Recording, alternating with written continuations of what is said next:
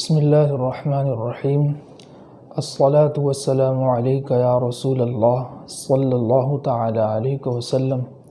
انشاءاللہ آج ہم سورہ قاریہ کے اصلاح کی کوشش کریں گے۔ اعوذ باللہ من الشیطان الرجیم، بسم اللہ الرحمن الرحیم۔ القاریہ، اس پہلی آیت کے اندر پہلے ہی حرف کے بعد جو دوسرا حرف ہے لام ساکن، جس لام پر جزم ہے، تو اس کو اس طریقے سے پڑھیں گے کہ زبر نہ ہو جائے، جیسے القاریہ نہیں پڑھیں گے بلکہ القاریہ اس طریقے سے پڑھیں گے۔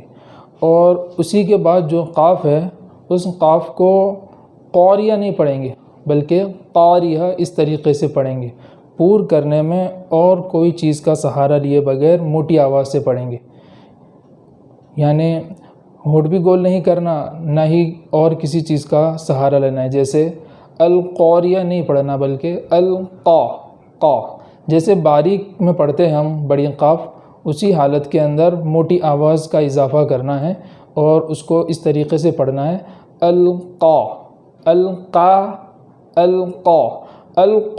اس طریقے سے نہیں پڑھیں گے۔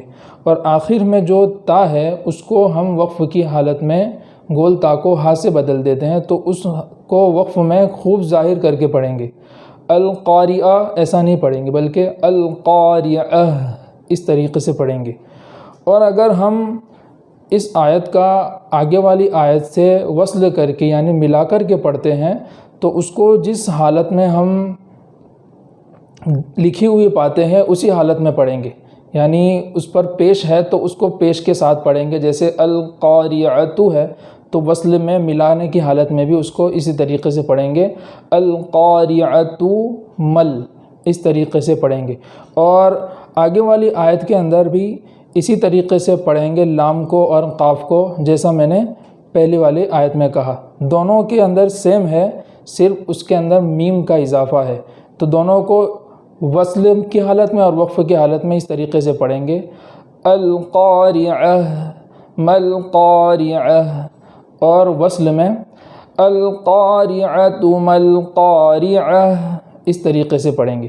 آگے ہے وما ادراک مل قاریہ، یہاں وما کے اندر مد پایا جا رہا ہے، تو جب بھی مد ہو اور اس مد کے بعد حمزہ ہو تو اس بات کا خیال رکھنا ہے کہ مد کے بعد کا جو حمزہ ہے وہ خوب جھٹکا کے ساتھ ادا ہو۔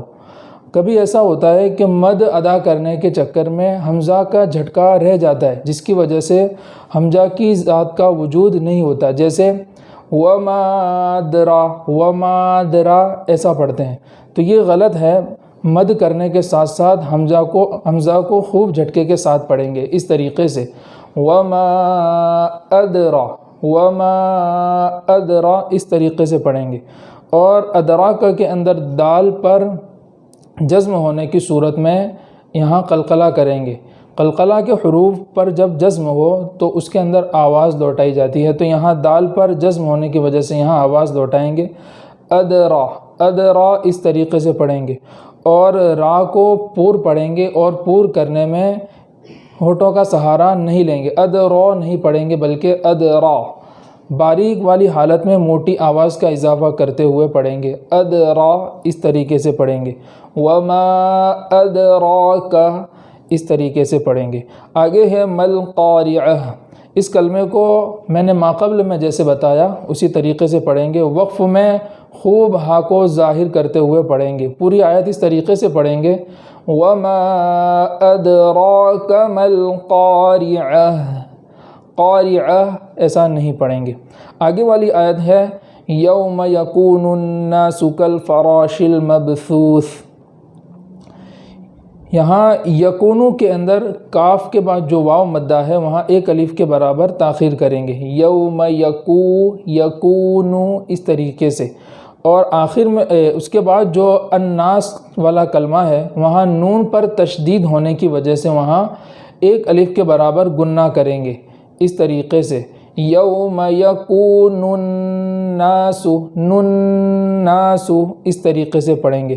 اور آگے والا کلمہ ہے کل فراشی، تو یہاں لام کو اس طریقے سے پڑھیں گے کہ اس کے اوپر زبر نہ ہو جائے. کل فراشی ایسا نہیں پڑھیں گے بلکہ کل فراشی، اور را کو پور کرنے میں ہونٹوں کا سہارا نہیں لیں گے. فراشی نہیں بلکہ فراشی. اور شین کو اس طریقے سے پڑھیں گے کہ منہ کے اندر پوری آواز پھیل جائے. فراشی ایسا نہیں بلکہ فراشی، شی، اس طریقے سے شین کو پڑھیں گے. آگے والا کلمہ ہے المبثوث.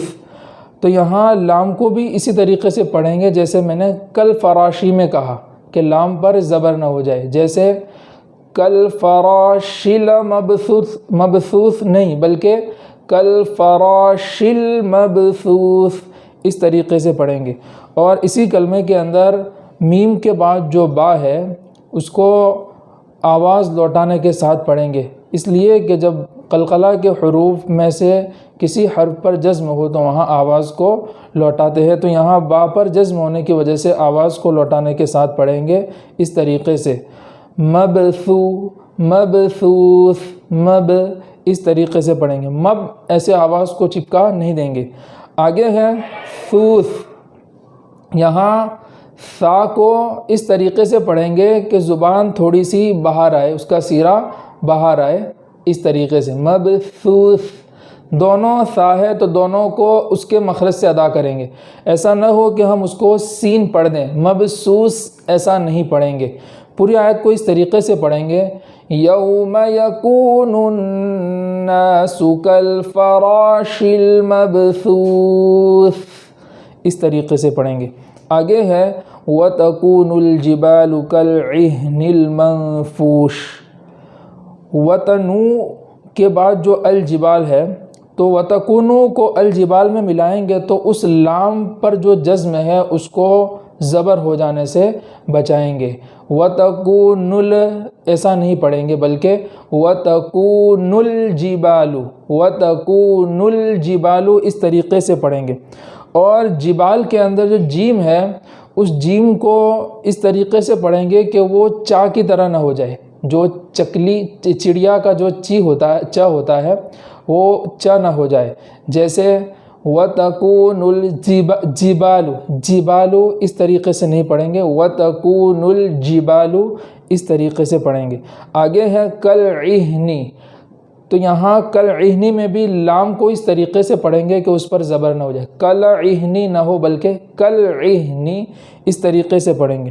اور اسی کلمے کے اندر ہا پر جزم ہے، چھوٹی ہا جو ہم اردو میں اسے چشمے والی ہا کہتے ہیں، تو اس پر بھی جزم ہونے کی وجہ سے اس کا جزم مکمل ادا کریں گے، اس پر زبر نہ ہو جائے، اس کا خیال رکھیں گے. کَالْعِهْنِ ایسا نہیں پڑھیں گے بلکہ کَالْعِهْنِ اس طریقے سے پڑھیں گے. ہا میں آواز جاری کرتے ہوئے پڑھیں گے، اس طریقے سے پڑھیں گے. وَتَكُونُ الْجِبَالُ كَالْعِهْنِ، كَالْعِهْنِ اس طریقے سے پڑھیں گے. آگے ہے المنفوش. تو المنفوش کے لام کو بھی ایسی طرح پڑھیں گے جیسے ما قبل میں کہا گیا. اور اس کے بعد میم کے بعد جو نون ہے اس نون کے اندر اخفا ہونے کی وجہ سے وہاں ایک الف کے برابر گنہ کریں گے اس طریقے سے. منفوش، منفوش اس طریقے سے نہیں پڑھیں گے. اور کبھی اخفا اس طریقے سے کرتے ہیں کہ مخرج کے اندر زبان کو لگا دیتے ہیں اور ایک الف کے برابر تاخیر کرتے ہیں، جیسے منفوش. تو یہ اخفا غلط ہے.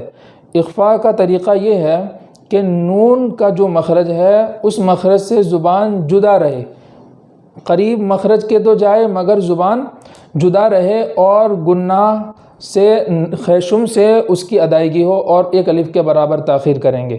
جیسے منفوش اس طریقے سے پڑھیں گے، منفوش ایسا نہیں پڑھیں گے. اور آخر میں جو شین ہے اس شین کو اس طریقے سے پڑھیں گے کہ منہ میں پوری آواز پھیل جائے. پوری آیت اس طریقے سے پڑھیں گے. وَتَكُونُ الْجِبَالُ كَالْعِهْنِ الْمَنفُوشِ. مقبول سنیدہ وط اسلام کو آقا کرے عرض یہ شاکر تمہارا یا رسول